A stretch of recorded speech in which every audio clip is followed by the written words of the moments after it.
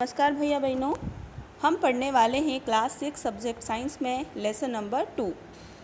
इसके पहले वाले पार्ट में हम प्रोटीन, कार्बोहाइड्रेट और वसा के लिए खाद्य पदार्थों के परीक्षण से संबंधित बातों का अध्ययन कर चुके थे। अब हम इसके आगे की चर्चा करते हैं। विभिन्न पोषक हमारे शरीर के लिए क्या करते हैं। कार्बोहाइड्रेट मुख्य रूप से हमारे शरीर को एनर्जी देता है। अब आप देखिए, गर्मियों के दिनों में हम ग्लूकोन डी का इस्तेमाल करते हैं। ग्लूकोन डी में मुख्यतः ग्लूकोज पाया जाता है और ये ग्लूकोज कार्बोहाइड्रेट का ही एक रूप है। इस ग्लूकोन डी से हमें क्या मिलता है? हमें क्विक एनर्जी मिलती है, तुरंत ऊर्जा प्रदान होती है। अतः हम कह सकते हैं कि कार्बोहाइड्रेट क्या करता है? हमारे शरीर को ऊर्जा देने का काम करता है।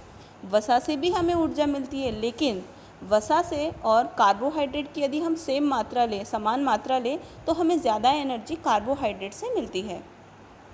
वसा और कार्बोहाइड्रेट को जो भोजन होता है, ऐसा भोजन जिसमें कार्बोहाइड्रेट और वसा दोनों हो, इस प्रकार के भोजन को हम ऊर्जा देने वाला भोजन भी कहते हैं। चित्र में कुछ कार्बोहाइड्रेट के स्रोत दिए हुए हैं। इनमें प्रमुख हैं शकरकंदी, आलू, गन्ना, पपीता, तरबूज, आम, मक्का, बाजरा, चावल और गेहूँ। इन सभी में कार्बोहाइड्रेट प्रमुख रूप से पाया जाता है। इसी प्रकार से यदि हम देखें वसा के कुछ प्रमुख स्रोत, तो इसमें सभी प्रकार का तेल, यानी कि मूंगफली का तेल, तिल, नारियल की गिरियाँ, काजू, बादाम, सोयाबीन का तेल, सूरजमुखी का तेल, सरसों का तेल इत्यादि सभी प्रकार के जो ऑयल्स हैं वो सभी वसा के प्रमुख स्रोत हैं। ये पादप स्रोत हैं और इसी के तुरंत नीचे जंतु स्रोतों से भी मिलने वाली वसा, यानी कि मांस, मछली, अंडे, क्रीम, दूध, मक्खन और घी, इन्हीं का चित्र दिया हुआ है। अब ये ऊपर जो ऑयल्स हैं ये सारे पादप स्रोत हैं, जबकि जो नीचे दिए हुए पदार्थ हैं जैसे कि दूध, मांस और अंडा, ये जंतु स्रोत हैं और ये सभी वसा के प्रमुख स्रोत माने जाते हैं। प्रोटीन के प्रमुख स्रोतों की बात की जाए तो पादप स्रोतों के रूप में हमें प्रोटीन कहाँ से मिलेगा? इसका प्रमुख स्रोत है सोयाबीन। सोयाबीन में सबसे ज़्यादा प्रोटीन पाया जाता है। इसके साथ ही मटर, चना, मूंग, तुअर, राजमा, यानी कि जितनी भी प्रकार की दालें होती हैं, इन दालों से भी हमें प्रोटीन प्राप्त होता है। जंतु स्रोतों में मांस, मछली, पनीर, अंडे और दूध, इनमें भी प्रोटीन प्रमुखता से पाया जाता है। अब प्रोटीन की आवश्यकता हमारे शरीर को क्यों होगी? प्रोटीन की आवश्यकता शरीर की वृद्धि और हमें स्वस्थ रहने के लिए होती है। इसी प्रकार प्रोटीन युक्त भोजन को हम शरीर वर्धक, यानी कि शरीर को बढ़ाने वाला भोजन भी कहते हैं। इसी की वजह से हमारे जो बॉडी है उसको ग्रोथ मिलती है, उसकी वृद्धि होती है। भोजन में जो हम विटामिन ग्रहण करते हैं, वो जो विटामिन होते हैं वो रोगों से हमारे शरीर की रक्षा करते हैं। इसी प्रकार ये आँखों, अस्थियों, दांतों और मसूड़ों को स्वस्थ रखने में भी हमारी सहायता करते हैं। विटामिन्स भी बहुत अलग अलग प्रकार के होते हैं। इनमें से प्रमुख हैं vitamin A, B, C, D, E और के।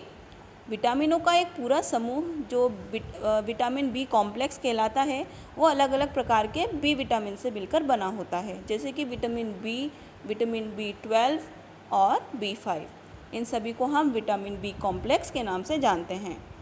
हमारे शरीर को सभी प्रकार के विटामिनों की थोड़ी थोड़ी मात्रा में आवश्यकता होती है।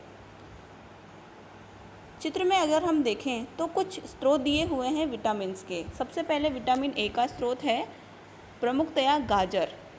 गाजर में जो केराटिन पाया जाता है, केराटिन, उसी के कारण जो हमारी आँखों की क्षमता है वो थोड़ी अच्छी हो जाती है, देखने में हमें कोई दिक्कत नहीं आती। इस विटामिन ए को आँखों से संबंधित विटामिन भी माना जाता है। इसके अन्य स्रोत हैं आम, दूध, मछली का तेल यानी कि लिवर कॉड ऑयल, पपीता और गाजर। विटामिन बी के प्रमुख स्रोत है लिवर, गेहूँ और चावल।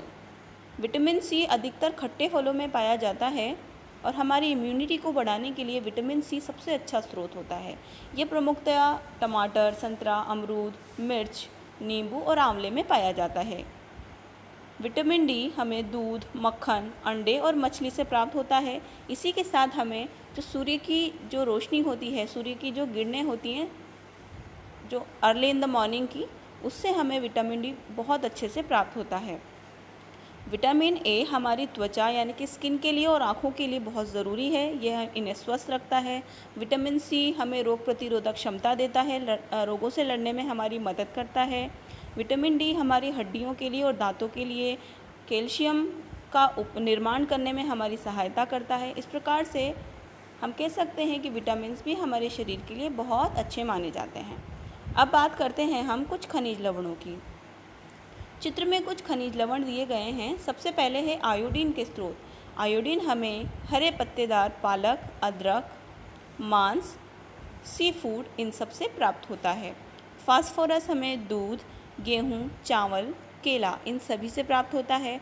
लौह तत्व यानी कि लोहा, यह हमें पालक यानी कि जिसे हम बोल सकते हैं आयरन, आयरन हमें नाशपाती, एप्पल, मांस, पालक इत्यादि से प्राप्त होता है। और कैल्शियम हमें दूध और अंडों से प्राप्त हो जाता है। हमारे शरीर को जो खनिज लवण हैं उनकी भी आवश्यकता होती है।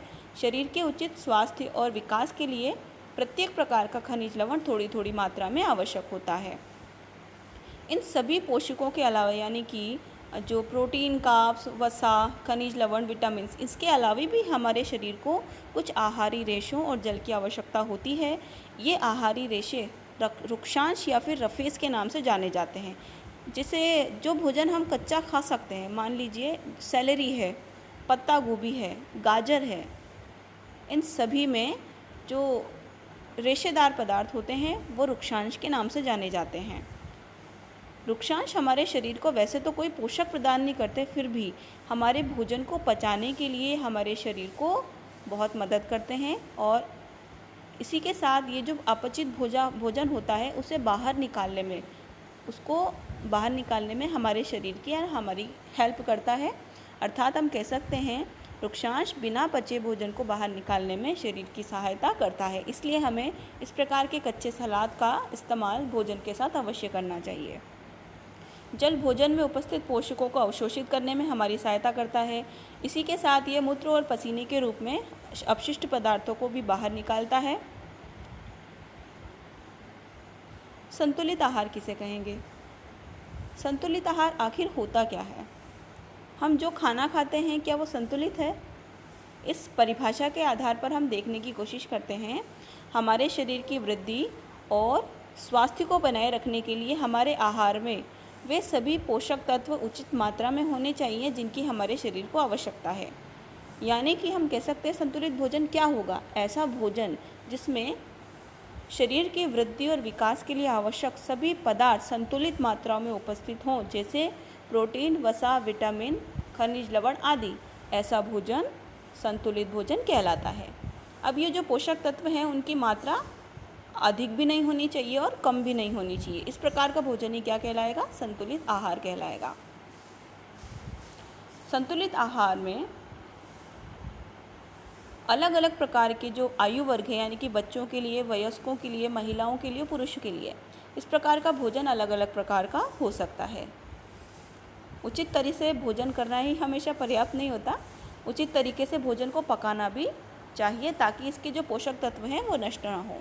हम जानते हैं कि हम कई बार सब्जियों के जो छिलके हैं वो अनावश्यक ही उतार लेते हैं। आलू जैसी सब्जियों को बिना छिलका उतार करके भी यदि उन्हें बनाया जाए तो उनसे हमें ज़्यादा मात्रा में पोषक पदार्थ प्राप्त हो सकते हैं। चावल और दाल, इनको यदि हम बार बार धोते हैं तो उनको बार बार धोने से उसमें उपस्थित विटामिन और खनिज लवण अलग हो जाते हैं और वो पानी के साथ बह जाते हैं और हमारे शरीर को वो प्राप्त नहीं हो पाते। यदि किसी भोजन को ज़्यादा पका दिया जाए तो जो भोजन है वो उसका स्वाद तो बढ़ जाता है, परंतु उसमें मिलने वाले जो पोषक तत्व होते हैं वो नष्ट हो जाते हैं, उनकी हानि हो जाती है। तो इस प्रकार से हमें सीमित मात्रा में ही उनको पकाना चाहिए। कोशिश ये करनी चाहिए कि उनके अंदर उपस्थित वो जो पोषक पदार्थ है वो हमारे शरीर को प्राप्त हों। विटामिन सी यानी कि जो सार वेजिटेबल्स होती है, खट्टे फल होते हैं, खट्टी सब्जियां होती हैं, उसे पकाने में जो विटामिन सी होता है वो आसानी से नष्ट हो जाता है और इसीलिए हम ऐसे फलों को, खट्टे फलों को कच्चा ही खाने की सलाह देते हैं। अब आप देखिए टमाटर है, आंवला है, इनको कच्चा खाया जा सकता है। तो हमारे शरीर के लिए हमें विटामिन सी इत्यादि का यूज़ जो है वो कच्ची सब्जियों के रूप में ही करना चाहिए। अब आप देखिए, हर समय जो फैटी फूड है वो सर्वोत्तम भोजन है, ऐसा मान करके बूझो बैठ गया। ये चित्र है बूझो का। बूझो ने यह सोचा कि हर समय वसायुक्त खाना ही सबसे अच्छा भोजन माना जाता है, परंतु ऐसा नहीं होता है। उसने केवल तली हुई चीज़ें जैसे समोसा, पूरी, मलाई, पेड़ा, ये सभी इस प्रकार का ही फैटी जो फूड है वही सब खाया, इसके अलावा कुछ नहीं खाया। अब उसको लगा कि मैं ठीक हूँ, लेकिन क्या आपको इस चित्र से लग रहा है कि बूझो ठीक है? नहीं, बूझो मोटा हो चुका है। इतना अधिक वसायुक्त भोजन खाना हमारे शरीर के लिए अच्छा नहीं होता। इससे हमारा शरीर मोटापे का शिकार हो जाता है और हमारे शरीर में कोलेस्ट्रॉल और वसा के बढ़ जाने से कई प्रकार की बीमारियां भी हो जाती हैं। अभावजन्य रोग। एक व्यक्ति खाने के लिए पर्याप्त भोजन पाता है, यानी कि पर्याप्त भोजन उसे मिलता है, लेकिन फिर भी यदि उसके भोजन में किसी एक या एक से अधिक पोषक की कमी हो जाए और यह लंबे अवधि तक, यानी कि लंबे समय तक उस प्रकार की पोषक की कमी रहे, तो उसे हम कहेंगे अभावजन्य रोग। इससे हमारे शरीर में कोई रोग उत्पन्न हो सकता है या हमारे शरीर को कोई विकृति लग सकती है। इसे हम कहेंगे अभावजन्य रोग। यदि कोई व्यक्ति अपने भोजन में प्रोटीन नहीं ले रहा है, प्रोटीन की डाइट उसके भोजन में लंबे समय से कम है, तो उसके अंदर बहुत सारे रोग हो सकते हैं, जैसे कि उसकी ग्रोथ रुक जाना, चेहरे पर सूजन आना, बालों के रंग का उड़ जाना, त्वचा से संबंधित बीमारियां और पेचिश हो जाना। यदि प्रोटीन और कार्बोहाइड्रेट दोनों की ही जो उपस्थिति है वो लंबे समय तक ना हो, तो ऐसा व्यक्ति बहुत ज़्यादा दुबला पतला हो जाएगा, यानी कि कमज़ोर हो जाएगा। यहाँ नीचे एक छोटी सी टेबल दे रखी है। इस टेबल के माध्यम से हम इस प्रकार के रोगों और उनके लक्षणों के बारे में पढ़ते हैं। विटामिन ए की कमी से हमें क्षीणता या दृष्टिहीनता, यानी कि आँखों से न दिखना, जिसे हम बोल सकते हैं रतौंधी नामक रोग हो जाता है। इससे हमारी दृष्टि कमज़ोर हो जाती है, अंधेरे में या फिर रात के समय कम दिखाई देता है और कभी कभी ऐसी भी समस्या हो सकती है कि हमें दिखाई देना ही बंद ना हो जाए। विटामिन बी की कमी से बेरी नामक रोग होता है, जिससे जो हमारी मांसपेशियां हैं वो दुर्बल हो जाती है और हमारे शरीर की जो एनर्जी है उसके माध्यम से शरीर के काम करने की ऊर्जा में कमी आ जाती है। विटामिन सी की कमी से स्कर्वी नामक रोग होता है, जिससे हमारे दांतों में मसूड़ों से खून निकलने लग जाता है। विटामिन डी की कमी से रिकेट्स नामक रोग होता है, जिसमें जो हमारी शरीर की हड्डियां होती है वो मुलायम हो जाती है और मुड़ जाती है। इसकी कमी ज़्यादा हो जाए तो हमें ऑस्टियोपोरोसिस नामक रोग भी हो सकता है, जिसके कारण हल्की सी चोट लगने पर ही हड्डियां टुकड़ों टुकड़ों में टूट जाती है। कैल्शियम की कमी से अस्थियों और दांतों से संबंधित बीमारियां हो जाती है। इससे अस्थियां कमज़ोर हो जाती हैं, दांत गिरने लग जाते हैं। आयोडीन की कमी से घेंगा या गॉइटर नामक रोग हो जाता है, जिसमें गर्दन के आसपास की जो ग्रंथि है वो मोटी हो जाती है, यानी कि फूल जाती है, उसमें सूजन आ जाती है। ऐसे बच्चों में जो मानसिक विकलांगता है वो दिखाई देती है, बच्चे मानसिक रूप से अस्वस्थ हो जाते हैं। लोहा यानी कि लौह अयस्क की कमी से अरक्तता या एनीमिया नामक रोग हो जाता है, जिससे शरीर में कमज़ोरी हो जाती है। तो इस प्रकार ये टेबल आपको विटामिन और खनिज लवणों के अभाव के कारण होने वाले कुछ रोगों और विकारों को प्रदर्शित करती है। आपको इसे अपनी कॉपी में अवश्य नोट करना चाहिए। इस प्रकार से आपका ये सेकंड लेसन कंप्लीट होता है। इस लेसन के जो क्वेश्चन आंसर हैं वो हम इस लेसन के दोनों वीडियो के माध्यम से आसानी से कर सकते हैं। धन्यवाद।